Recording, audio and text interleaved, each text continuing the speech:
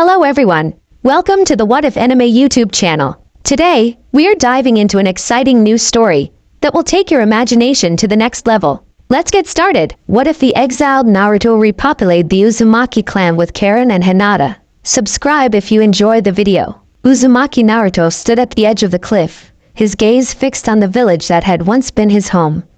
Konoha's lights twinkled in the distance, oblivious to the storm raging in his heart. The wind whipped his tattered cloak, no longer bearing the proud symbol of the hidden leaf. As thunder rumbled overhead, nature itself seeming to mirror his turmoil. 3 years. 3 years since the council had branded him too dangerous after the war. 3 years since they'd discovered his ability to manipulate the Nine Tails chakra had evolved beyond their ability to control. 3 years since Tsunade had been forced to step down for defending him, and Kakashi had been overruled by the newly appointed council members who feared what they couldn't understand. Exile, he whispered, the words still bitter on his tongue despite the passage of time. Lightning split the sky, illuminating the fox-like whiskers on his face and the hardened blue eyes that had once sparkled with dreams of becoming Hokage. At 20, Naruto had grown taller, leaner, his boyish features sharpened by survival and solitude. The sage mode had permanently altered him, leaving traces of golden energy that occasionally flickered in his irises when his emotions ran high. Like now. You shouldn't be here, he said without turning. Soft footsteps approached, and the scent of lavender drifted toward him, a scent he would recognize anywhere. And Naruto-kun. Hinata's voice was stronger than he remembered, though that familiar gentleness remained. I've been tracking you for weeks. Now he turned, taking in the sight of her.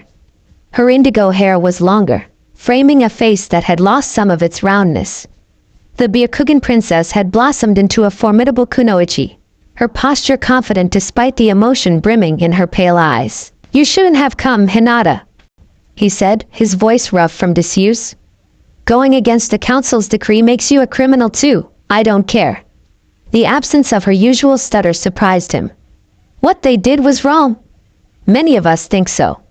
Kakashi-sensei is working to reverse it, but the political situation is complicated. Naruto laughed, a hollow sound. Politics. Always politics. He shook his head. You should go back. You have a clan, responsibilities. I have my own path to follow. She interrupted, stepping closer. My father, he's stepped down. Hanabi is the heir now. I'm free to make my own choices. Something stirred in his chest, the first warmth he'd felt in months. Quickly, he suppressed it. And you choose exile? Foolish. I choose you. 3 simple words, spoken with such conviction that they pierced through the armor he'd built around his heart. Before he could respond, his senses tingled. Someone else was approaching, someone with a familiar chakra signature that made his eyes widen. We have company, he murmured, shifting into a defensive stance. The newcomer emerged from the tree-line, crimson hair gleaming despite the darkness. Sharp red eyes assessed the situation behind glasses that caught the occasional flash of lightning. Karen, Naruto breathed. The last Uzumaki besides himself nodded curtly. Cousin, we need to talk. Her gaze flicked to Hinata, narrowing slightly. All of us. About what? Naruto demanded, tension radiating from him. Karen's expression darkened. Orochimaru is hunting the last Uzumaki bloodlines. And we're not as extinct as everyone believes. Thunder crashed overhead, and with it, the first heavy drops of rain began to fall, washing away the past and heralding a future none of them could have imagined. The cave offered shelter from the relentless downpour, the sound of rain creating a rhythmic backdrop to the crackling fire. Naruto sat cross-legged, his back against the cool stone wall, observing the 2 women who had shattered his solitude. Karen had changed since their brief encounters during the war. Her fiery personality remained, but there was a new gravity to her, a wariness born from years of survival. The bite marks that had once covered her arms had faded, leaving only the faintest silver tracery on her skin, a testament to her past as Orochimaru's living chakra battery. You're certain about this? Naruto asked, breaking the tense silence. Karen pushed her glasses up with a finger, the firelight reflecting off the lenses.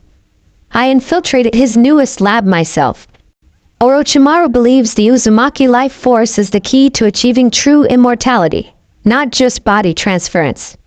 Her red eyes flickered to Hinata, then back to him. He's collected DNA samples from what he claims are scattered Uzumaki survivors, but he needs living specimens to complete his research. Specimens? Naruto spat the word. Always viewing people as tools, Hinata, who had been quietly observing, spoke up. The Uzumaki clan was feared for their sealing techniques and vitality. My father once told me they were scattered, not exterminated. Is it possible there are more survivors? Karen nodded, unraveling a scroll on the ground between them. The paper was ancient, its edges crumbling despite preservation jutsu. Upon it was a sprawling family tree, the intricate lines connecting names in fading ink. This is what remains of the Uzumaki clan records, Karen explained. I liberated it from Orochimaru's collection. According to this, there could be at least a dozen Uzumaki descendants still alive, most unaware of their heritage. Naruto leaned forward, his fingers hovering over the scroll with reverence. For someone who had grown up an orphan, lacking even the most basic knowledge of his family, this tangible connection to his bloodline was precious beyond words. My mother's name, he whispered, finding Kushina on the elaborate chart. His finger traced a line connecting her to his father, and then to his own name, one of the few written in fresh ink, clearly added by Karen. Your mother was the previous Nine-Tails Jinchuriki, Karen said softly. The strength of her chakra chains could even restrain a tailed beast. That power runs in our blood. Naruto's head snapped up. You can use chakra chains too? A flicker of vulnerability crossed Karen's features. No. I inherited our clan's sensory abilities and healing bite instead. But, she hesitated, then pushed up her sleeve to reveal an intricate seal tattooed on her forearm. I've been studying our clan's sealing techniques. If Orochimaru gets what he wants, he could create an army of artificial Uzumaki, bound to his will. We can't let that happen, Hinata stated with quiet determination. She'd remained respectfully silent during much of their discussion, but now her Byakugan activated, veins bulging around her eyes as she scanned their surroundings. We're secure for now, but we should move before dawn. Naruto studied her with newfound appreciation. This wasn't the shy girl who had once watched him from afar. This was a kunoichi who had chosen exile to stand beside him. Why did you really come looking for me, Karen?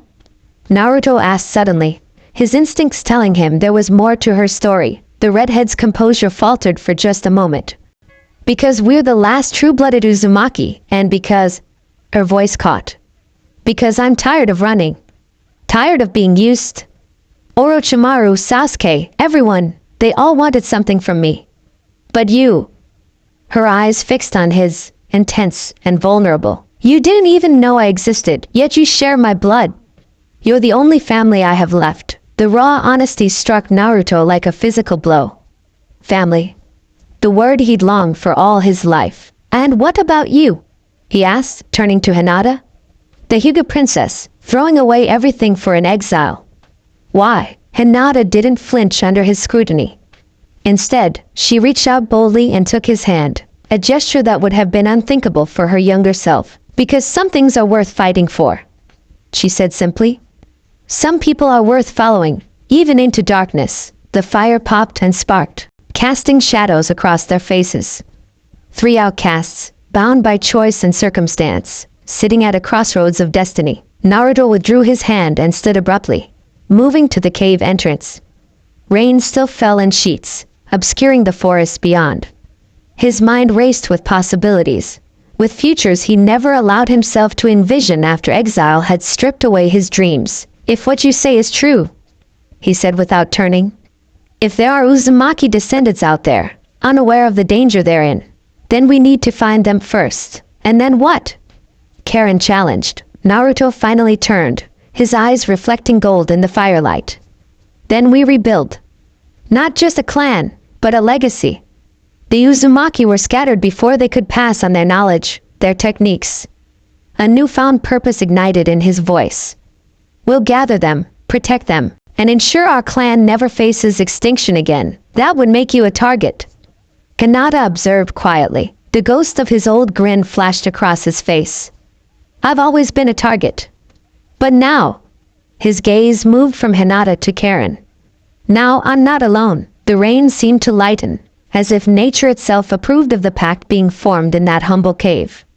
The last scions of two powerful bloodlines and the exiled Jinchuriki, an unlikely alliance that would soon reshape the ninja world. Rest, Naruto advised, his voice softening. Tomorrow, we begin hunting the hunters. As Hinata and Karen settled near the fire, Naruto remained vigilant at the cave entrance, his mind churning with plans and possibilities. For the first time since his exile, he felt the stirrings of something he'd long abandoned, hope. Dawn broke with surprising clarity after the night's storm, painting the forest in hues of gold and amber. Karen stood at the edge of a small clearing, eyes closed in concentration as she extended her sensory abilities to their limits. Anything? Naruto asked, approaching silently. Karen's eyes snapped open. There's a chakra signature about 12 kilometers northeast. It's familiar somehow. Uzumaki maybe, but muted, as if they're suppressing it. Hinata joined them, her pack secured and ready. I can scout ahead with my Byakugan, but the range is limited compared to Karen's sensing. Naruto nodded, his gaze sweeping the tree line. 3 years of solitude had honed his awareness of his surroundings to a razor's edge. We move together. If it's an Uzumaki, they might be in danger. If it's a trap. His expression hardened. We'll deal with it. They traveled swiftly through the canopy, using chakra to propel themselves from branch to branch in the manner of shinobi. Despite their exile, some habits never faded. Naruto noted with approval how fluidly Hinata moved, her gentle fist training evident in every precise leap and landing. Karen, though less traditionally trained, possessed a wiry strength and adaptability that allowed her to keep pace. As they neared their target, Karen suddenly hissed, "Stop!" They halted on a thick branch, the three of them balancing with practiced ease. The chakra signature just flared. Karen explained, her expression troubled. They're either in combat or... A distant explosion interrupted her, followed by the distinctive crack of trees splintering beneath enormous force. Or that, she finished grimly. Naruto didn't hesitate. New plan. Hinata, wide-range Byakugan. Karen, stay close to me. Without waiting for acknowledgement, he launched forward, his speed leaving leaves swirling in his wake. The others followed, racing toward the source of the commotion. They arrived at the edge of a newly created clearing, the result of several trees being violently uprooted. In the center stood a woman with long, light auburn hair streaked with red highlights, her back to them as she faced 3 masked attackers. The remains of a 4th assailant lay crumpled against a shattered tree trunk. "Sound ninja," Karen whispered. "Orochimaru's." The woman was breathing heavily, her stance suggesting injury, but her hands flashed through seals with practiced precision.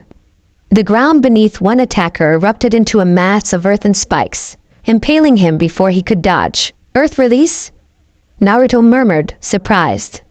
The Uzumaki were typically water or wind-natured. The remaining 2 attackers split up, circling their prey. One unleashed a barrage of sound waves that visibly distorted the air. The woman dropped to one knee, blood trickling from her ears as the devastating frequency assaulted her. "Now!" Naruto commanded. They burst from their concealment in perfect synchronization. Naruto's shadow clones materialized in a puff of smoke, surrounding the sound ninja wielding the sonic attack. Hinata streaked toward the 3rd attacker, her palms glowing with chakra as she aimed for his tenketsu points. Karen moved toward the injured woman, kunai drawn defensively. The battle was brief but intense.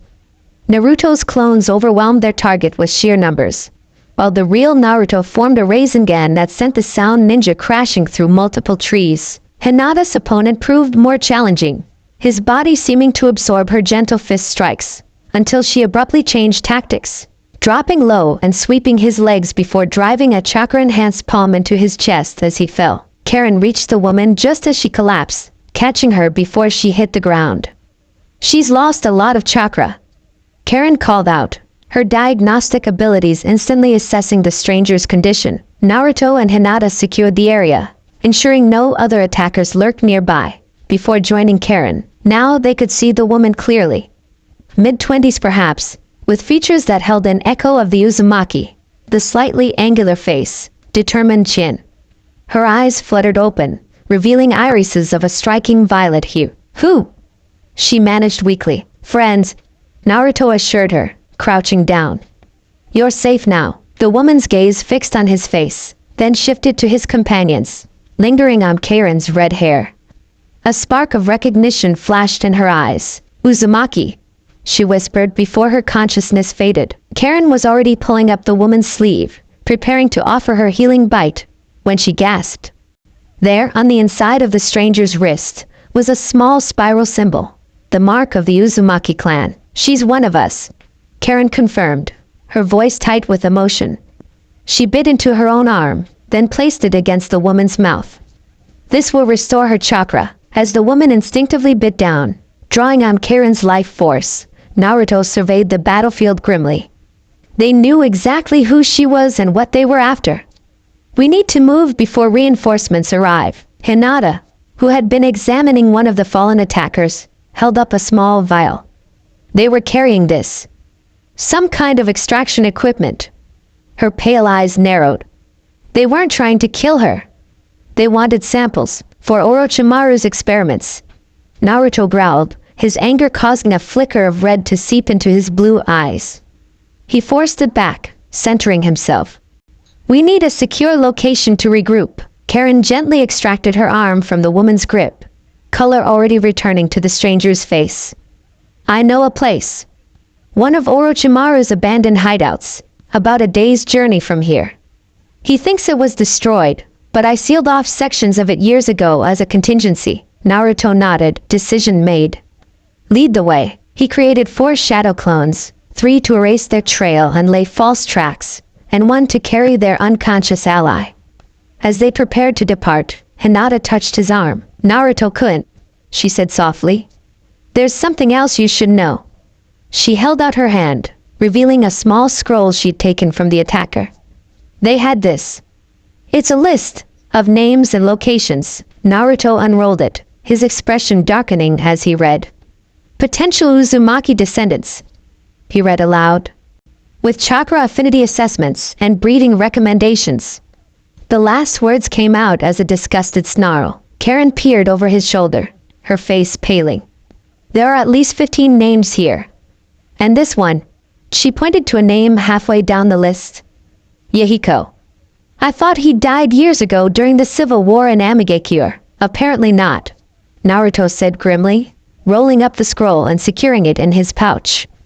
"And now we know Orochimaru's targets. We can't possibly protect them all." Hinata reasoned, though her tone suggested she was already formulating strategies to try. "Not while caring for her and staying hidden ourselves." Naruto's eyes hardened with determination. "Then we change the game. No more running. No more hiding." He glanced at their unconscious charge. "Once she's recovered, we learn what she knows. Then we take the fight to Orochimaru." The audacity of the statement hung in the air. Taking on one of the legendary Sannin, a ninja who had cheated death repeatedly, seemed like folly. Yet neither Hinata nor Karen questioned it. They had both witnessed firsthand what Naruto could accomplish when he set his mind to something. "Let's move," Karen said simply. "We're burning daylight." As they leapt back into the trees, Naruto cast one last look at the battlefield. The sound ninjas' bodies would be discovered eventually, sending a clear message. The Uzumaki were no longer easy prey, and the hunter was about to become the hunted. The abandoned hideout was a testament to Orochimaru's paranoia and architectural ambition. Carved into the face of a mountain and extending deep into its heart, the complex was a labyrinth of laboratories, training halls, and living quarters, all connected by dimly lit corridors that sometimes narrowed to the point where they had to proceed single file. Karen led them confidently through the maze, occasionally placing her palm against seemingly random sections of wall, channeling chakra to deactivate traps or unlock hidden passages. Finally, they reached a sealed door covered in faded fuinjutsu markings. "My private sanctuary," she explained, forming a series of hand signs before pressing her bloody thumb to the center seal. The doors shimmered and faded, revealing a surprisingly comfortable living space beyond. "No one but an Uzumaki can enter." "Blood recognition seals," Naruto whistled low, impressed despite himself. "You've been busy." They settled their still unconscious charge on a bed in a small side room before exploring their temporary refuge. The main chamber contained a well-stocked medical area, a kitchenette, and a seating area surrounded by bookshelves filled with scrolls, many bearing the spiral mark of the Uzumaki clan. How did you gather all this? Hinata asked, examining a particularly ancient-looking scroll with reverence. Karen's expression turned bitter. Orochimaru collected Uzumaki artifacts for years. I liberated them whenever I could. She adjusted her glasses. He was obsessed with our clan's sealing techniques. That's why I focused on learning them. To understand what he wanted, what he feared, Naruto approached the bookshelves, running his fingers over the spines of the scrolls. All this knowledge, lost to our clan for generations, not lost, Karen corrected firmly. Waiting for someone to reclaim it. A soft sound from the side room alerted them to their guest's awakening. They found her sitting up, violet eyes alert and wary as she assessed her surroundings. You're safe, Naruto said, keeping his distance to avoid appearing threatening. We rescued you from Orochimaru's sound ninja. The woman's gaze fixed on each of them in turn, lingering on Karen's red hair and Naruto's distinctive facial markings. Uzumaki, she said, her voice stronger than expected. 2 of you. I never thought. 3, actually. Karen corrected, stepping forward. You're one too, aren't you? At least partially, the woman nodded slowly. My grandmother was Uzumaki Nanami, who escaped the destruction of Uzumaki as a child. My name is Tsubaki. I'm Karen. This is Naruto, and Hinata Hyuga. Tsubaki's eyes widened at Naruto's name. The Jinchuriki? The one who helped end the 4th Shinobi War? Former Jinchuriki. Naruto corrected, his tone flat. Current exile, understanding dawned in Tsubaki's eyes.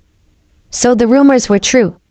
Konoha cast out its hero. An uncomfortable silence followed her statement. Finally, Hinata spoke, her gentle voice diffusing the tension. You should rest. Your chakra is still recovering, despite Karen's healing. Tsubaki shook her head stubbornly. Another Uzumaki trait, Naruto noted with amusement. There's no time. If they found me, they'll find others. She attempted to stand but swayed dangerously. Karen pushed her back onto the bed with unexpected firmness. You're not going anywhere until I clear you medically. And while you recover, you can tell us what you know. Over the next hour, as Karen treated her wounds and Hinata prepared a simple meal from the hideout's supplies, Tsubaki shared her story. She had grown up unaware of her Uzumaki heritage until her grandmother's deathbed confession 5 years earlier. Since then, she had been seeking out others with Uzumaki blood, building a loose network of descendants. We weren't organizing exactly, she explained between careful sips of broth. Just connecting. Finding each other. Many have no idea of their heritage, have never even heard of Uzumaki. How many have you found? Naruto asked eagerly. 11, including myself. Most with only a quarter or eighth Uzumaki blood, but still carrying traces of our chakra signature and vitality. Her expression darkened. 3 months ago, one of us disappeared. Then another. We began to go into hiding, but they're hunting us systematically. Using this, Naruto said, showing her the scroll they'd recovered. Do you recognize these names? Tsubaki scanned the list, her face paling. Yes. Most of them. But some.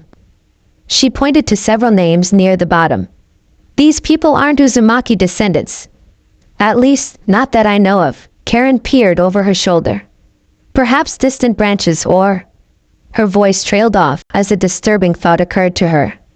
Or people with compatible chakra for his experiments. Breeding stock. Tsubaki spat the words, disgust evident in her tone. Naruto's hands clenched into fists, his anger a tangible force in the room.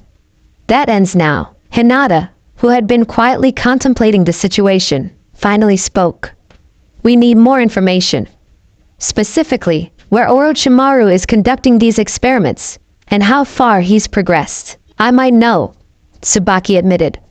Before I was attacked, I tracked one of the abductors to a facility in the Land of Rivers. I couldn't get close enough to confirm, but there were rumors of strange chakra flares in the area. Land of Rivers, Karen mused. That's unexpected.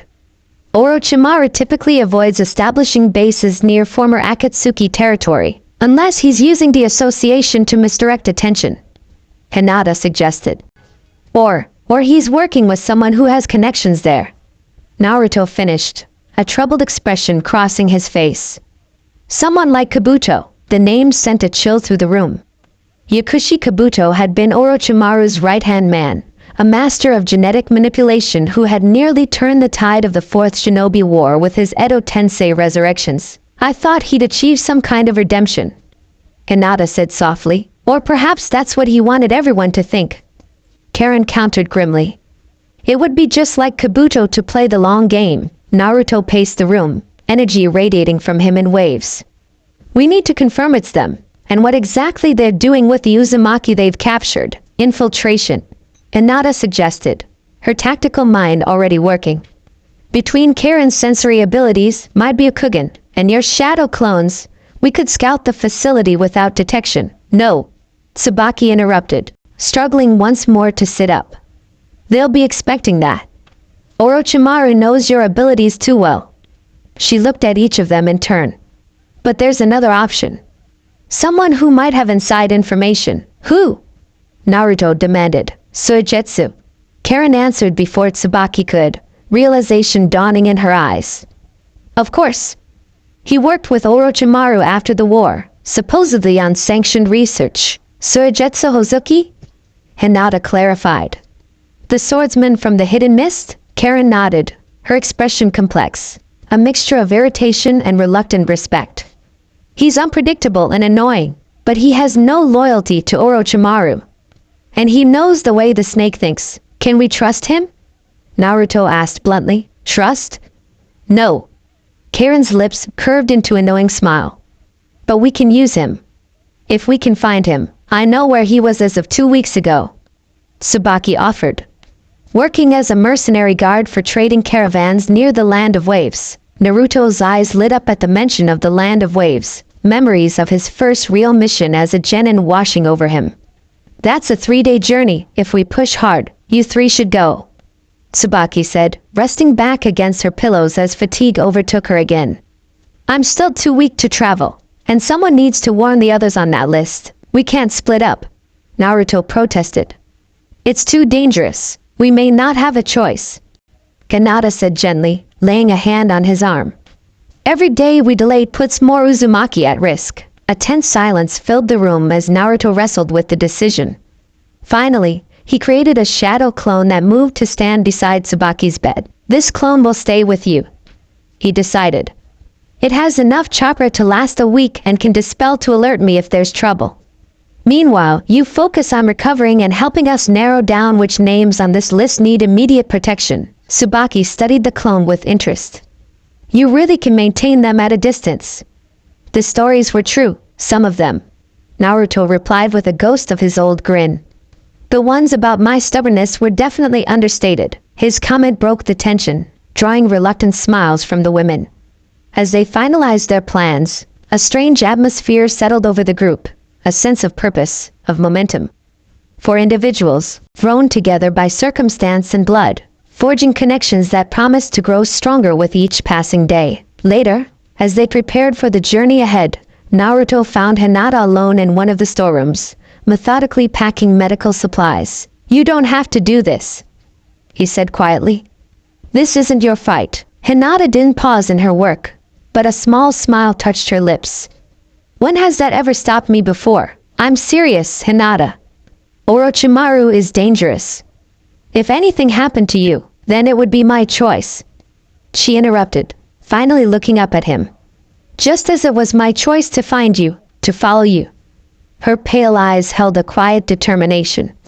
I spent too many years watching from a distance, Naruto-kun. I won't go back to that. Something shifted in his chest. A warmth he denied himself in the lonely years of exile. Before he could respond, Karen's voice called from the main room. If you two are done with whatever's happening in there, I've found something interesting in these scrolls. They joined Karen at the central table, where she had unrolled several ancient documents.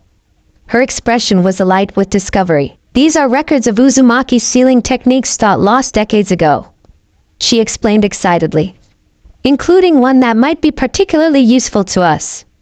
She pointed to an intricate diagram, A chakra-linking seal.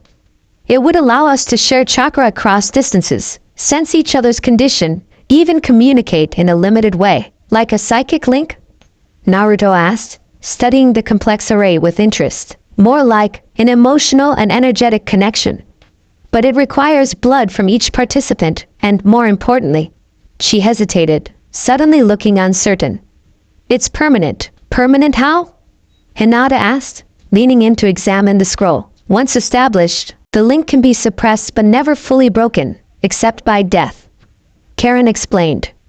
It was traditionally used by Uzumaki clan heads and their most trusted advisors, or what? Naruto prompted when she trailed off. A faint blush colored Karen's cheeks. Or between Uzumaki and their life partners. To create bonds that transcended physical distance, an awkward silence fell over the trio. Hinata's face showed her characteristic blush, while Naruto looked thoughtful rather than embarrassed. Could it help us protect the other Uzumaki? He asked pragmatically. If we could link with them, warn them of danger. It's not that simple.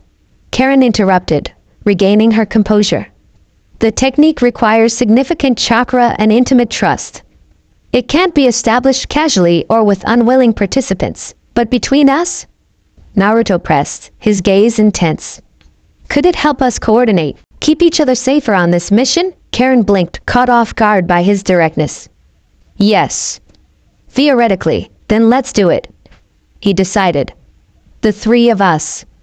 A bond that Orochimaru won't expect and can't counter. Hinata and Karen exchanged a look, surprise mixed with something deeper, an unspoken understanding of what such a connection might mean. This isn't something to rush into, Karen warned. The seal requires preparation, and once done, we're already committed to this path. Naruto cut her off gently.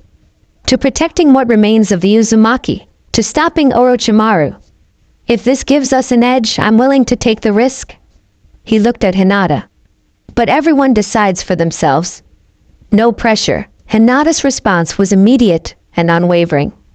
I'll do it. Karen studied them both for a long moment before nodding slowly. Then we'll prepare tonight and perform the sealing before we leave tomorrow. She rolled up the scrolls with careful hands.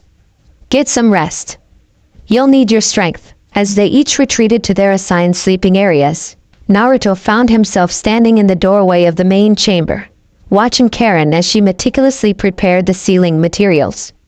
There was something poignant in her focused dedication, in the reverence with which she handled the artifacts of their shared heritage. Thank you, he said quietly. She looked up, startled. For what? For preserving all this. For not letting our clan's knowledge die. He gestured at the room full of scrolls. I grew up not even knowing I was Uzumaki, let alone what that meant. But you kept it alive. Vulnerability flashed across her face before she masked it with her usual brusqueness. Someone had to. We're not just any bloodline, you know. We're the ones who could seal even the tailed beasts. Naruto smiled faintly. Is that why Konoha feared me enough to exile me? Because I'm both Jinchuriki and Uzumaki? Perhaps, Karen admitted. Power always fears what it can't control.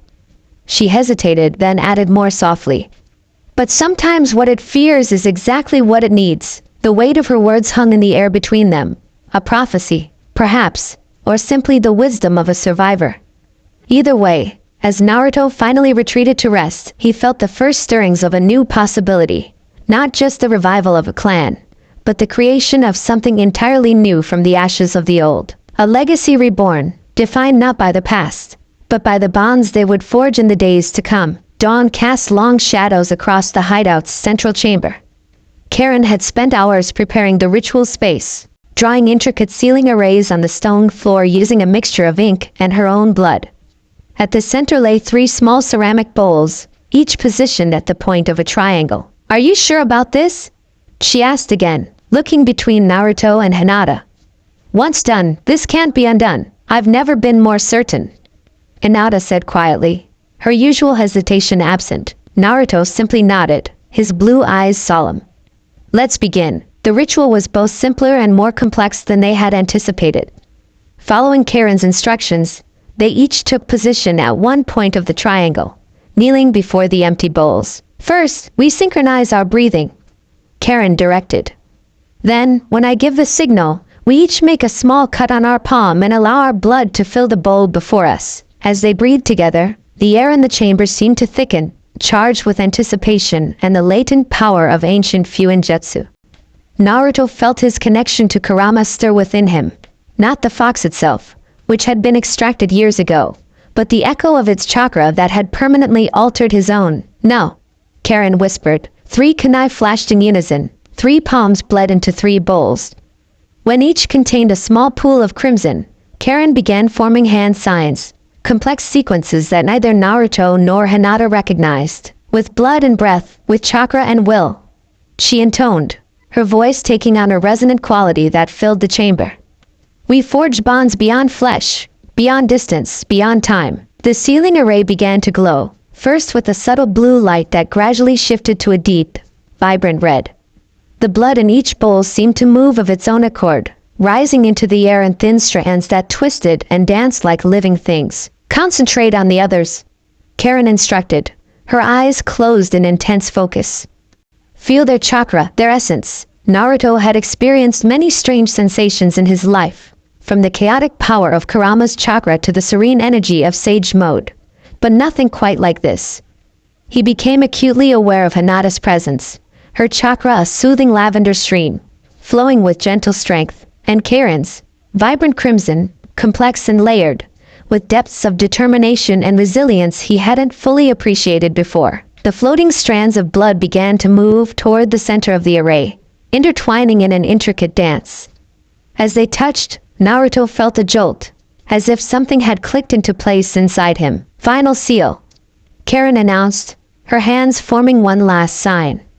Uzumaki Fuinjutsu, blood bond. The twisted strands of blood suddenly collapsed inward, forming a perfect spiral that hung suspended in the air for one breathtaking moment before shattering into mist that settled over the 3 of them like a fine dew. The sensation was immediate and profound. Naruto gasped as his awareness expanded, encompassing not just his own emotions but echoes of Hinata's steadfast resolve and Karen's fierce determination. From their expressions, they were experiencing something similar. It worked, Karen breathed, looking almost surprised despite her confidence in the technique. I can feel you both. Hinata's eyes were wide with wonder. It's like a presence at the back of my mind. Not thoughts exactly, but feelings. Naruto finished for her. Impressions. He closed his eyes, exploring this new sense. If I focus on either of you, the connection strengthens. Karen nodded, pushing herself to her feet with an effort that betrayed how much chakra the ritual had consumed. The bond will stabilize over the next few days. For now, it's best not to probe it too deeply. She swayed slightly, and Naruto moved to steady her. The moment his hand touched her arm, the connection between them flared, causing both to draw a sharp breath. Emotions and sensations cascaded across the link. Karen's carefully hidden vulnerability, her loneliness, her fierce pride in her Uzumaki heritage, and something else, something warm and complicated that centered on Naruto himself. They broke contact abruptly, Karen stepping back with a flush on her cheeks. That's normal, she said, avoiding his gaze. Physical contact intensifies the bond, especially at first. Hinata had observed the exchange with an unreadable expression. Will it always be so overwhelming? No, Karen assured her, regaining her composure. We'll learn to control it, to filter what flows across the connection. She began meticulously cleaning away the ceiling array, erasing all evidence of the ritual. With practice, we'll be able to send specific emotions or simple impressions intentionally, even communicate across distances. As they prepared for departure, testing the bond's effects with careful experimentation, Naruto found himself marveling at how quickly his life had transformed. From solitary exile to being linked with 2 extraordinary women in a bond as ancient as his clan itself. The shadow clone he'd left with Tsubaki approached, carrying a scroll. She finished analyzing the list. It reported, 3 names have been marked as highest priority. Uzumaki descendants with significant chakra potential, all located within a week's journey of each other. Naruto examined the marked names. We'll have to split up eventually, he concluded reluctantly. There's no way to reach all of them in time otherwise. But not yet, Hinata said firmly. First, we find Suigetsu and confirm what we're truly facing. With their gear packed and plans finalized, they gathered at the hideout's entrance. The shadow clone would remain with Tsubaki, helping her recover and coordinate with other Uzumaki descendants in hiding. The bond will help us stay connected even when physically apart, Karen reminded them. But don't rely on it exclusively. It's new to all of us. As they stepped out into the morning light, Naruto felt a sense of rightness that had been absent for years. The blood bond hummed at the edges of his consciousness, a constant reminder that he was no longer alone. The path ahead was dangerous, the odds against them formidable. But for the first time since his exile, Naruto felt something suspiciously like his old confidence returning.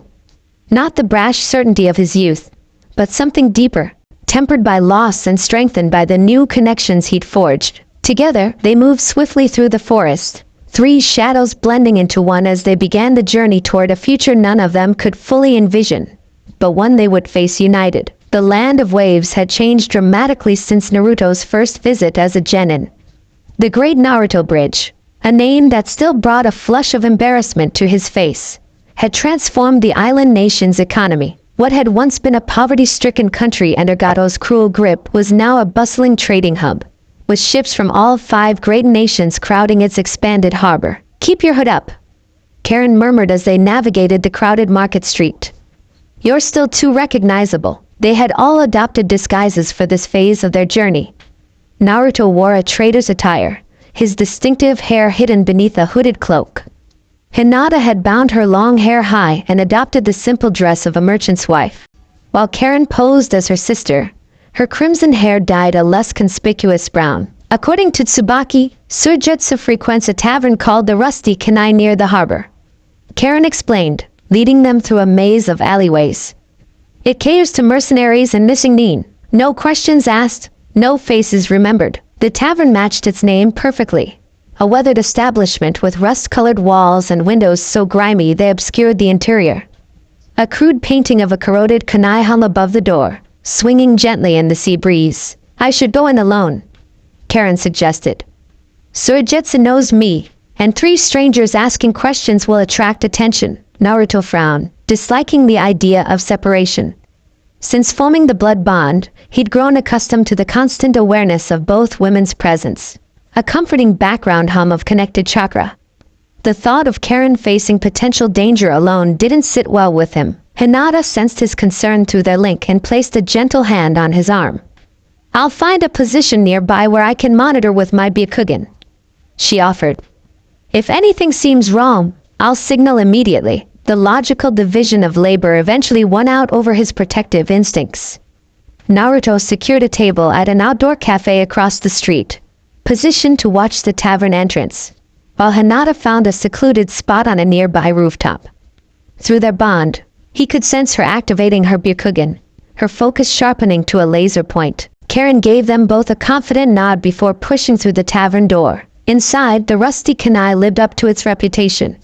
Dim lighting cast long shadows across rough-hewn tables where figures hunched over drinks, conversations conducted in hushed tones. The clientele was an eclectic mix of obvious mercenaries, traders of questionable legality, and several individuals whose chakra signatures pulsed with the distinctive pattern of trained shinobi. Karen adjusted her plain brown cloak, grateful for the shadow it cast over her face, and approached the bar.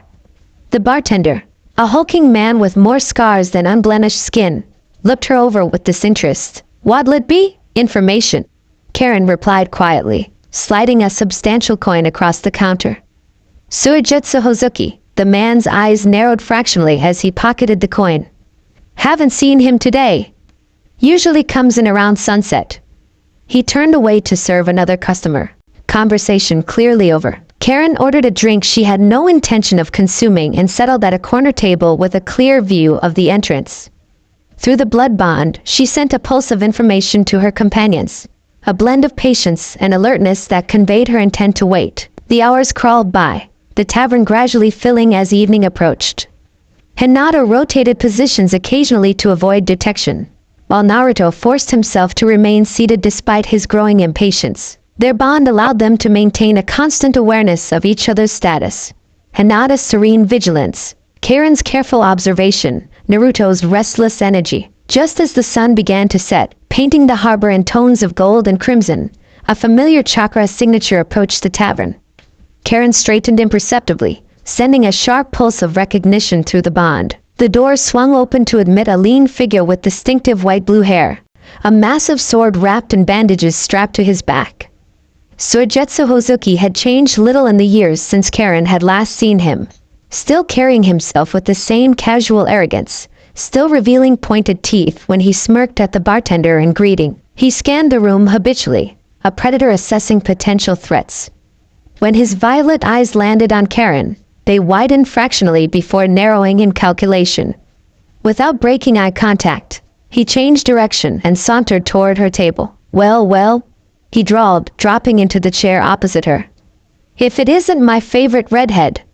Nice dye job, but you forgot to change your chakra signature. I wasn't trying to hide from you. Karen replied coolly. I need information. Suigetsu's smile widened, revealing more of those shark-like teeth. And why would I help you? Last time we met, you called me. What was it? A worthless puddle of sewage with the intellect of pond scum. I was being generous, she retorted, then visibly reined in her temper. Through the bond, Naruto could feel her forcing down her irritation, focusing on their mission. This is serious, Suigetsu. It concerns Orochimaru. The swordsman's amusement faded, replaced by a wariness that spoke volumes about his relationship with the Sannin. He signaled for drinks, leaning back in his chair with deceptive casualness. Haven't worked for the snake in years, he said, voice pitched low. And I'd like to keep it that way. He's hunting Uzumaki descendants. Karen pressed. For experiments. Breeding programs. Something flashed in Suigetsu's eyes. Recognition, and perhaps a trace of unease. I've heard rumors, he admitted reluctantly. Didn't know it involved Uzumaki specifically. He studied her face. You're not alone, are you? Who's backing you on this fool's errand? Instead of answering, Karen sent a deliberate question through the blood bond, seeking permission. Naruto's response was immediate, a pulse of affirmation tinged with caution. Someone who has as much interest in stopping Orochimaru as I do, she answered carefully. But this conversation should continue somewhere more private. Suigetsu's eyes narrowed suspiciously. You're asking me to go somewhere private with you? Do I look like I was born yesterday? You look like someone who values his own skin, Karen countered. And these walls have ears. As if to prove her point, she nodded subtly toward a figure at the bar who had been too still, too attentive to their conversation despite appearing engrossed in his drink. Suigetsu assessed the stranger with a practiced eye before downing his drink in one gulp. Fine. There's a warehouse by the East Pier. Empty this time of night. He stood abruptly. I'll meet you there in 20 minutes. Come alone, or don't come at all. After he left, Karen waited several minutes before departing herself, taking a deliberately meandering route to shake any potential followers. Through the bond, she conveyed the meeting location to Naruto and Hinata, along with her assessment of Suigetsu's truthfulness, guarded optimism tinged with her personal irritation at the swordsman's manner. They reunited in a shadowed alley near the waterfront, quickly conferring in hushed tones. He knows something, Karen confirmed. More than he's saying. Can we trust him?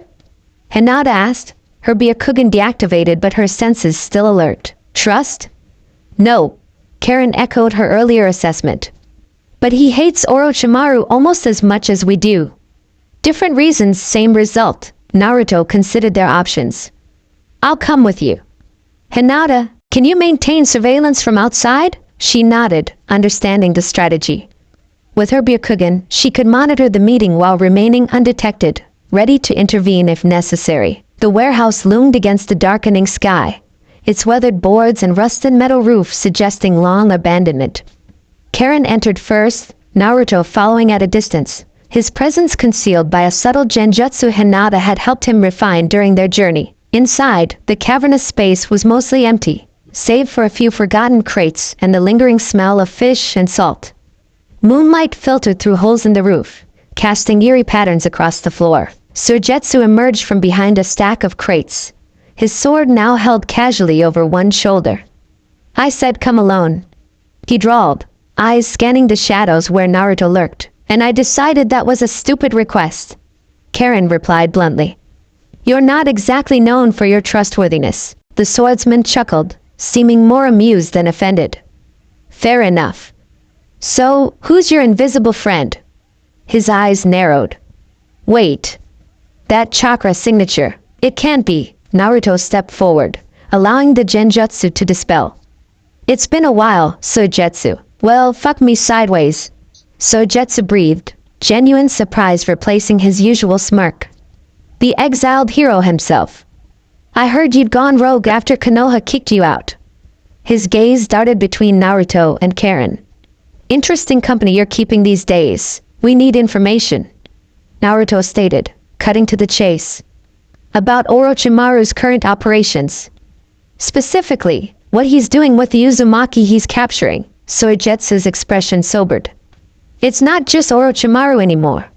He's partnered with Kabuto again, and they've got backing from someone with deep pockets and political connections. Who? Karen demanded. Don't know, Soijetsu admitted. But whoever it is has been helping them stay off the Five Nations radar.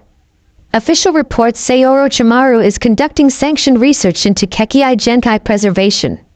His disgust was evident. In reality, they're creating a new generation of shinobi.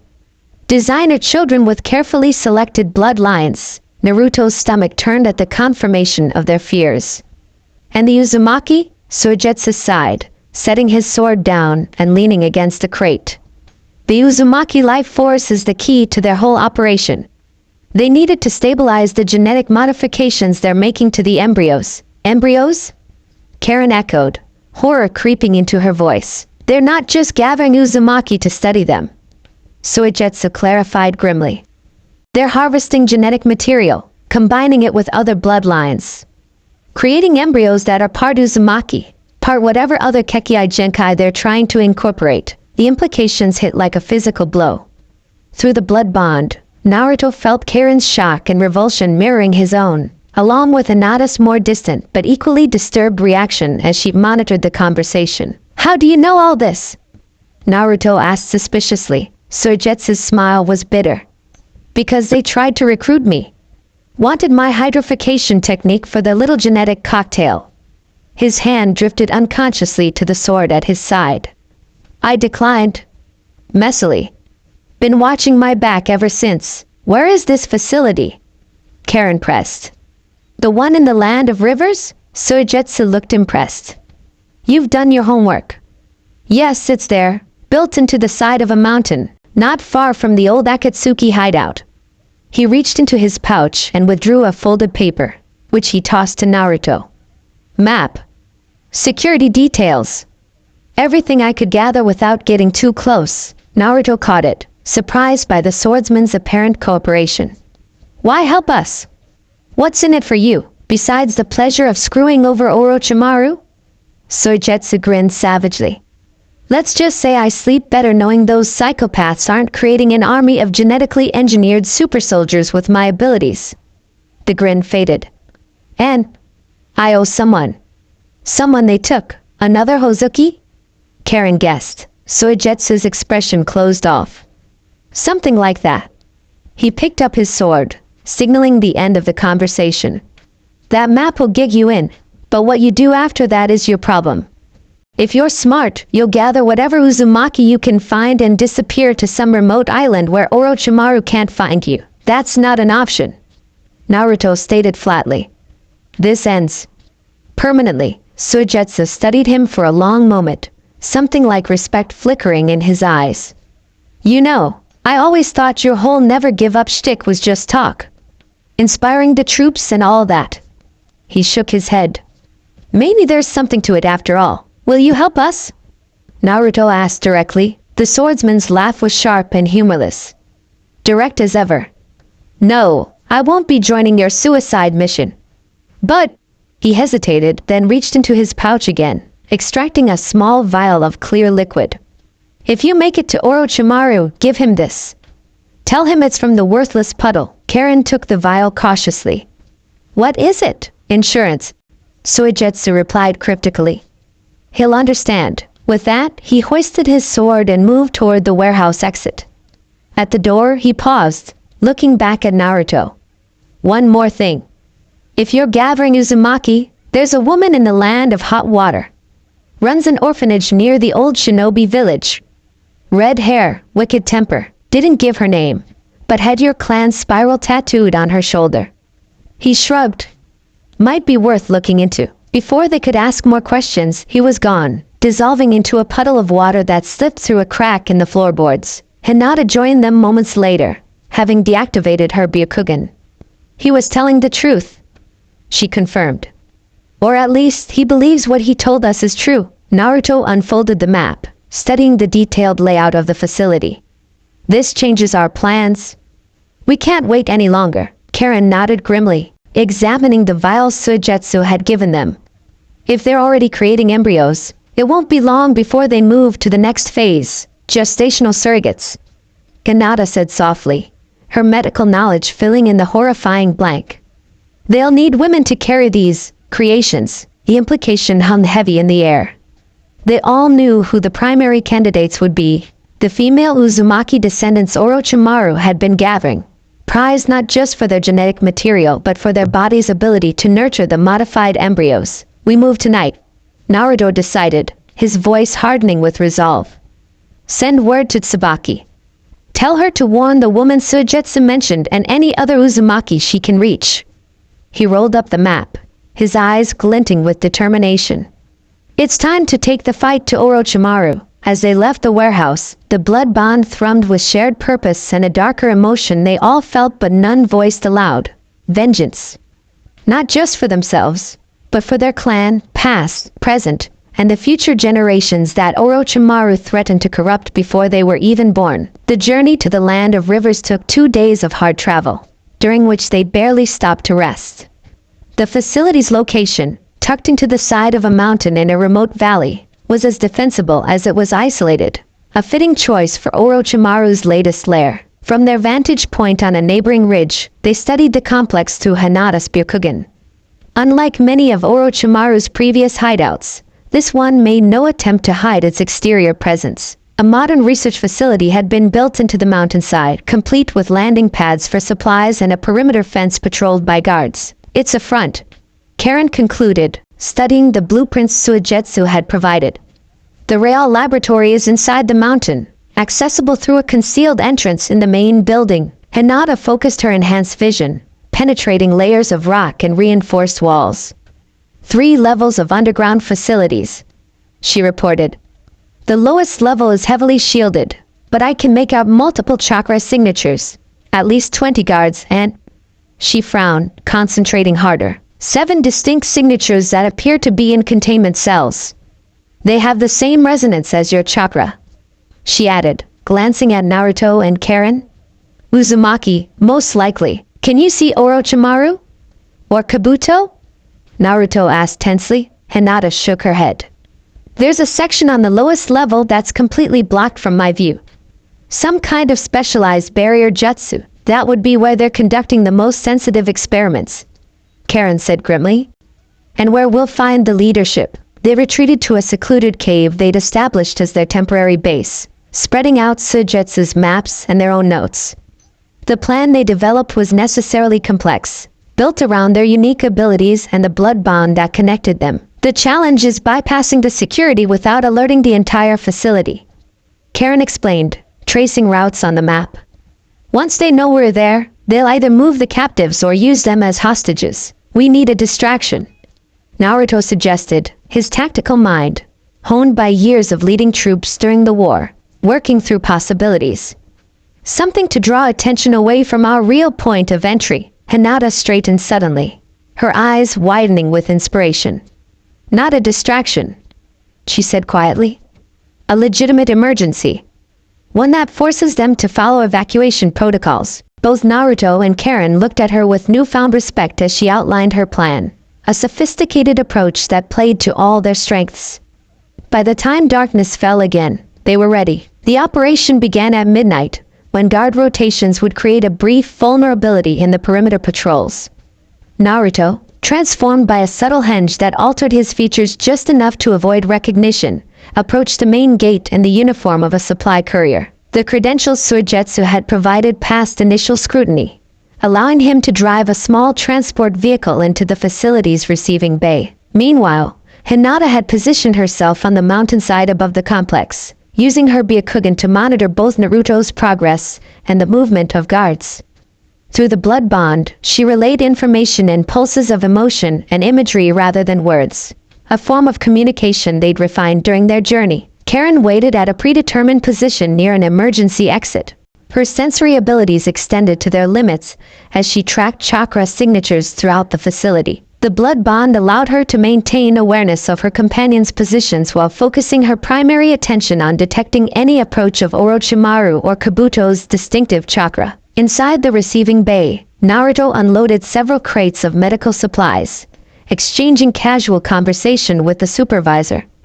When the man turned to sign for the delivery, Naruto created a shadow clone so subtly that even a trained shinobi would have missed it. The clone transformed into a small insect that crawled into a ventilation duct, exactly as planned. 20 minutes later, after Naruto had departed in the transport vehicle and driven a safe distance away, the fire alarms throughout the facility began to wail.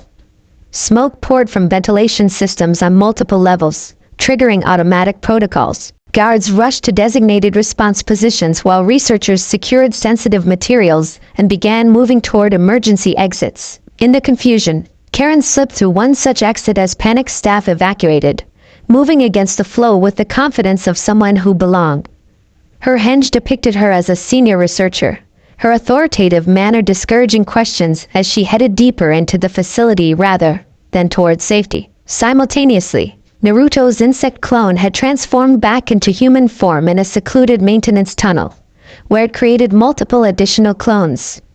These dispersed throughout the underground levels, using the transformation technique to mimic various personnel while searching for the containment area. Hinata maintained her position outside, her Byakugan tracking the organized chaos. Through the blood bond, she directed both Naruto and Karen, helping them avoid security checkpoints and guard concentrations. The plan worked flawlessly until Karen reached the second underground level. There, she sensed a chakra signature that sent a pulse of alarm through the bond, a distinctive, serpentine energy that could only belong to one person. Orochimaru was on the move. Changing direction instantly, Karen proceeded toward the most heavily secured section of the facility. If Orochimaru was heading for the barrier-protected area Hinata had identified, they needed to reach it before he could destroy evidence or, worse, move the captives. On the lowest level, one of Naruto's clones had located the containment cells. 7 Uzumaki descendants, as Hinata had counted, were held in transparent cells that allowed observation from a central control room. The clone observed through a ventilation grate, assessing the situation. The prisoners varied in age and appearance. A middle-aged man with streaks of red in his otherwise brown hair sat in meditation. Twin teenage boys with identical russet coloring paced their cell like caged animals. A young woman with vibrant crimson locks huddled in a corner, her arms wrapped protectively around her midsection. The others, 2 women and another man, showed the more diluted Uzumaki traits, hints of red in their hair, unusual chakra patterns visible even to the clone's untrained eye. Guards patrolled the central area, but the fire alarm had reduced their numbers as some responded to the emergency. The clone relayed this information to the blood bond, receiving immediate confirmation. Naruto himself was now entering the facility through the route Karen had secured, heading directly for the containment level. Karen, meanwhile, had reached a sealed laboratory door guarded by 2 shinobi wearing sound village headbands. Her henge and authoritative manner got her past them with minimal questioning. They were more concerned with the fire alarm than with a senior researcher accessing the lab during an evacuation. Inside, she found herself in Orochimaru's personal research space. The laboratory was a disturbing blend of traditional and cutting-edge technology. Ancient scrolls lay open beside modern medical equipment. Preservation tanks lined one wall, containing what appeared to be biological specimens in various stages of development. With efficient precision, Karen began downloading data from the computer systems while photographing the physical documents with a miniature camera. She had just accessed a folder labeled Project Renaissance, when a soft voice froze her in place. "Curious about my work, Karen?" You only had to ask. She turned slowly, maintaining her transformed appearance despite the shock that coursed through her. Orochimaru stood in the doorway, his ageless face wearing an expression of amused interest rather than anger. The resemblance is remarkable. He continued, gliding into the room. But I would recognize your chakra signature anywhere. You were always one of my more interesting subjects. Karen sent a pulse of urgent warning through the blood bond even as she straightened, abandoning the henge to reveal her true appearance. I was never your subject, she stated coldly. I was your prisoner. Orochimaru's smile widened, revealing his unnatural, serpentine features. Semantics. We all serve science in our way. His gaze sharpened. Though I admit I'm curious about your companions. The Hyuga princess I might have expected. She always did harbor an inconvenient devotion to Naruto-kun. But all three of you working together? Fascinating. The casual mention of Naruto and Hinata sent a chill through Karen. He knew. Somehow, he'd known they were coming. Your security needs work. She deflected, buying time as she sensed Naruto changing direction through the bond, now moving rapidly toward her position. Smoke bombs in the ventilation system? Academy-level tactics. Orochimaru chuckled, seeming genuinely amused. Do you think I don't recognize a diversion when I see one? Please, Karen. I taught you better than that. He gestured around the laboratory. By all means, take what information you came for. Consider it a gift. Former colleague to former colleague. His nonchalance was more terrifying than any rage would have been. Karen's eyes narrowed with suspicion. Why would you allow that? Because it changes nothing. Orochimaru replied simply. The research is already complete. The next phase has already begun. He moved to one of the preservation tanks, stroking its glass surface almost tenderly. Inside, a tiny form floated in amniotic fluid, too small to discern features, but undeniably human. The first generation is already developing. Your information gathering is academically interesting, but practically irrelevant. Rage flooded through Karen, temporarily overwhelming the calculated control she'd maintained. You're creating children as weapons. I'm creating the future. Orochimaru corrected calmly.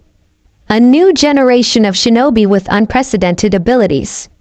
The Uzumaki life force combined with the most powerful Kekkei Genkai. Imagine the possibilities. You have no right.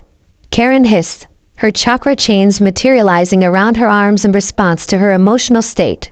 A technique she'd been developing in secret, one that surprised even Orochimaru, judging by the momentary widening of his eyes. Rights? He echoed, recovering quickly. Such a limiting concept. I prefer to think in terms of potential. His expression hardened slightly. Now, as much as I've enjoyed our reunion, I'm afraid I have an evacuation to oversee. Feel free to rescue your fellow Uzumaki from the containment level. They've served their purpose for now. You're just letting us take them? Karen asked incredulously, her chains still hovering ready to strike. Orochimaru's smile returned, secretive and knowing. Consider it a gesture of goodwill. After all, we're all working toward the same goal, in our way, the revival of great bloodlines. He stepped back toward the door. Oh, and do give my regards to Naruto-kun.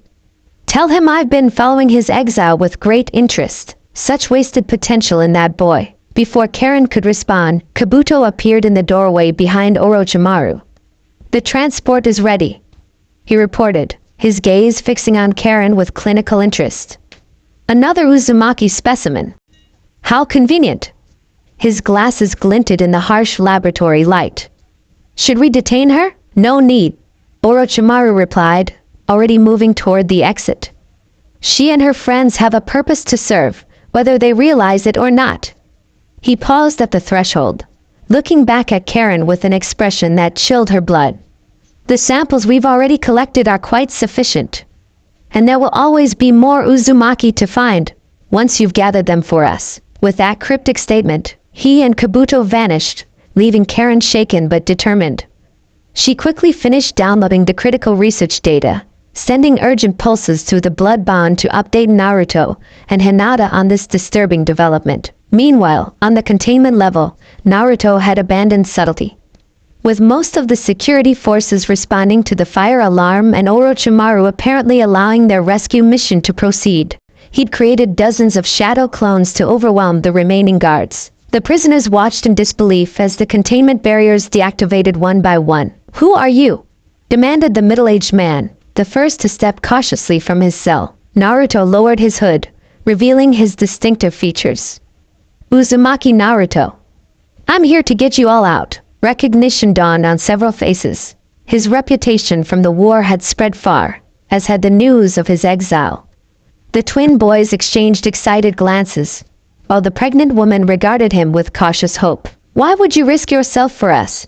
she asked softly. "Because we're family," Naruto replied simply. "All of us." Uzumaki look after their own. There was no time for further explanation.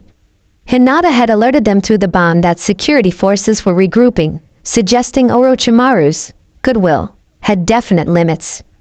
Naruto led the freed captives through the route his clones had secured, meeting Karen at a junction near the emergency exit. "We need to move quickly," she urged, her expression grim as she joined them. "Orochimaru and Kabuto are evacuating something important." The escape proceeded more smoothly than any of them had dared hope, with Hinata guiding them through her Byakugan vision, highlighting clear paths and warning of approaching guards. Within 20 minutes, they had reached the rendezvous point in the forest beyond the facility perimeter. Only when they were safely away, gathered in the cave that had served as their planning base, did they finally allow themselves to process what had happened. "He let us go," Karen said flatly, addressing Naruto and Hinata while the rescued Uzumaki rested nearby.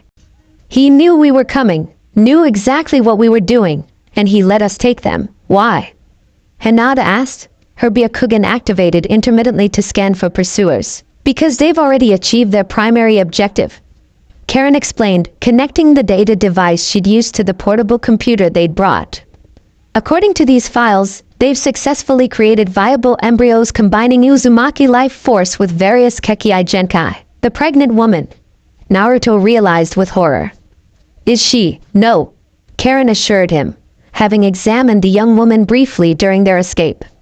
"Her pregnancy appears natural. But Orochimaru said something about the first generation already developing. They must have surrogates elsewhere." As they reviewed the stolen data, a disturbing picture emerged.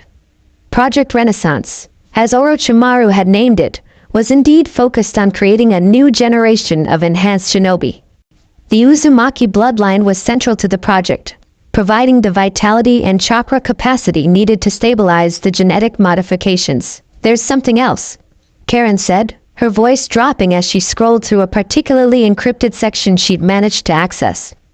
"A list of financial backers and political supporters." She looked up, her expression grave. "This isn't just Orochimaru's personal project. He has backing from figures in multiple nations, including members of Konoha's council." Naruto stiffened at this revelation, though part of him had suspected as much. His exile had never made sense otherwise. Removing him had been the first step in a larger plan, one that apparently involved exploiting his clan's bloodline. "What do we do now?" Hinata asked, ever practical despite the shocking revelations. Before Naruto could respond, the middle-aged Uzumaki man approached their small circle. He'd introduced himself as Jiro during their escape, a distant cousin of the main Uzumaki line who'd been captured 2 months earlier. "If I may," he said respectfully, "there are others like us in hiding. A network that's been growing quietly for years. Safe houses, communication channels." He glanced at the other rescued captives. "We need to warn them, move them to secure locations before Orochimaru's agents find them." Naruto nodded, decision crystallizing in his mind. "That's exactly what we'll do. But not just to hide, to gather, to rebuild." He looked between Karen and Hinata, finding resolve reflected in both their eyes. "It's time the Uzumaki stopped being scattered survivors and became a clan again." Jiro studied him with interest. "You're proposing to reform the Uzumaki clan? Without a village? Without territory? For now," Naruto acknowledged. "But not forever." He stood, addressing all the rescued Uzumaki. "Each of you has a choice. We can help you disappear, establish new identities far from here.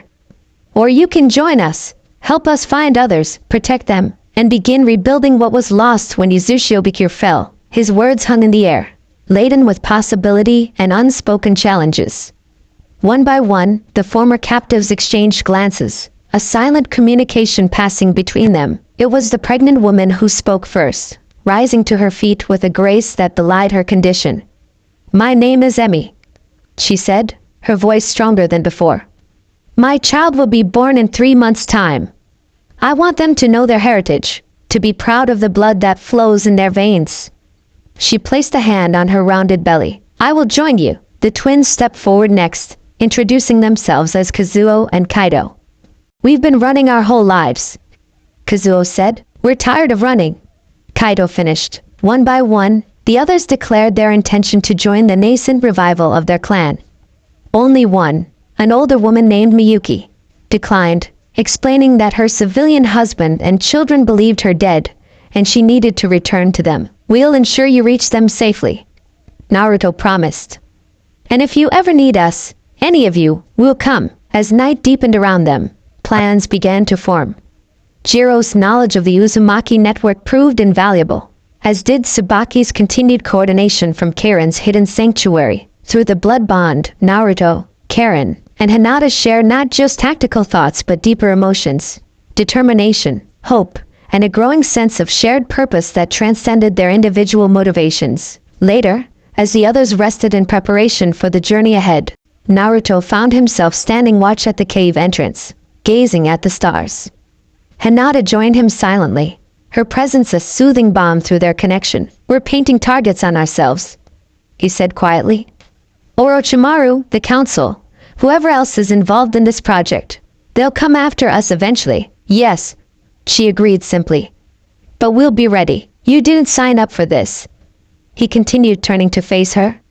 "Rebuilding a clan that isn't yours, becoming involved in a conflict that could last years." Hinata's smile was gentle but held unshakable conviction. "I chose my path long ago, Naruto-kun. It has always led to you." She reached out, taking his hand in hers. "Besides, who says the Uzumaki clan can't include a Hyuga?" The implication in her words wasn't lost on him. Through their bond, he felt her certainty, her unwavering devotion that had matured from girlish admiration into a woman's resolute love. Before he could respond, Karen approached, her expression serious. "Sorry to interrupt, but I've been analyzing the data further." She nodded toward Hinata in acknowledgement before addressing them both. "Orochimaru's next target appears to be in the land of hot water," the woman Sujetsu mentioned. "The one at the orphanage?" Naruto confirmed, shifting mental gears to tactical considerations. Karen nodded. "According to these files, she's not just any Uzumaki. She may be a direct descendant of the main family line, like you." She hesitated before adding, "And she's apparently been gathering orphan children with Uzumaki blood for years, protecting them." The implications were clear. If Orochimaru got to this woman and the children she protected, he would have an entire new generation of Uzumaki to exploit for his twisted experiments. "We leave at first light," Naruto decided. "Jiro can guide the others to the nearest safe house, while we head directly to the land of hot water." As they finalized arrangements for the morning departure, a new understanding settled between the three of them, unspoken but felt clearly through their bond. They were no longer just fugitives on a rescue mission. They were the vanguard of a clan's rebirth, the protectors of its future. And somewhere in that future, once the immediate danger had passed, lay personal possibilities that all three had begun to contemplate. A new kind of family, forged in the crucible of shared purpose and deepening bonds. The land of hot water had transformed significantly since its days as the home of Ubikure, the former hidden village that had abandoned its militant shinobi traditions to become a peaceful tourist destination famous for its natural springs. The transition had not been without casualties. Many shinobi had been left purposeless, their skills unwanted in the new economy centered around hospitality and relaxation. It was in this land of contradictions that they sought the mysterious Uzumaki woman who ran an orphanage, a guardian of lost children with red hair, and their clan's spiral tattooed on her shoulder. They traveled in civilian clothing, Naruto and Karen concealing their distinctive hair while Hinata used a subtle genjutsu to alter the appearance of her eyes. The blood bond had continued to develop during their journey, becoming more nuanced. They could now share not just emotions and general impressions but specific images and even fragmentary thoughts when in close proximity. The orphanage should be in a village called Uzumaki, about 5 kilometers north of the main tourist district, Karen explained as they traveled. According to Sujetsu's information and what I gathered from Orochimaru's files, it's been operating for at least a decade, taking in children no one else wanted. Hinata murmured, understanding the implication. Children who might have Uzumaki blood. The village of Uzumaki proved to be a modest settlement nestled in a valley, surrounded by misty forests and terraced tea plantations. Unlike the opulent spa towns that dominated the region's economy, it maintained a rustic simplicity that spoke of limited prosperity but genuine contentment. The orphanage was easy to find, a sprawling traditional compound on the village outskirts, its weathered wooden buildings arranged around a central courtyard where children of various ages played under the watchful eyes of caretakers. A hand-painted sign above the main gate read, "Spiral Leaf Home for Children," in flowing script, with a small whirlpool symbol incorporated into the design. Subtle but unmistakable to those who knew the Uzumaki crest. Subtle, Naruto commented wryly, hiding in plain sight. Karen countered. Most people would just see a decorative swirl, not a clan symbol. They approached openly, deciding that stealth might be misinterpreted as hostile intent. A teenage girl with auburn hair noticed them first, her eyes widening slightly as she studied them before hurrying inside the main building. Moments later, a woman emerged. Tall and statuesque, with crimson hair streaked with silver pulled back in a practical bun, she moved with the fluid grace of a trained kunoichi despite being dressed in a simple caretaker's uniform. Her violet eyes, the distinctive shade seen in many Uzumaki, assessed them with immediate recognition and wariness. "I wondered when someone would come," she said without preamble, her voice carrying both authority and weariness. "Though I expected Orochimaru's lackeys not." Her gaze fixed on Naruto, recognition flashing in her eyes. "The Jinchuriki. Kushina's boy." Naruto stiffened at the casual mention of his mother. "You knew her?" The woman's expression softened fractionally. "I did. But this isn't a conversation for the courtyard." She gestured toward the main building. "Come. The children are curious enough without giving them more to gossip about." Inside, she led them to a modest office, spare but comfortable, with large windows overlooking the courtyard. Children's artwork decorated the walls, interspersed with what appeared to be very old scrolls bearing faded Uzumaki symbols. "My name is Akami," she introduced herself once they were seated. "I was a chunin of Uzumaki before its fall, one of the few children evacuated before the attack." She studied them individually. "Kushina's son, obviously. And you," her gaze fixed on Karen, "have the look of the Eastern Branch." "Kagura's line, perhaps?" Karen nodded, surprised. "My mother was Uzumaki Kagura." Akami's smile held both satisfaction and sadness. "I knew it. The sensory abilities in that bloodline were always exceptional." She turned to Hinata. "And Ahida. Interesting company these days, Uzumaki. How did you know my mother?" Naruto asked, unable to contain the question that had burned in him since her casual mention of Kushina. "We were children together in Uzishio," Akami explained, her gaze turning distant with memory. "Before she was sent to Konoha as the new Jinchuriki. She was vibrant, unstoppable. Her chakra chains were the strongest in generations." Pride colored her tone. "I hear you inherited her spirit, if not her technique." "Actually," Karen interjected, "he did inherit more than you might think."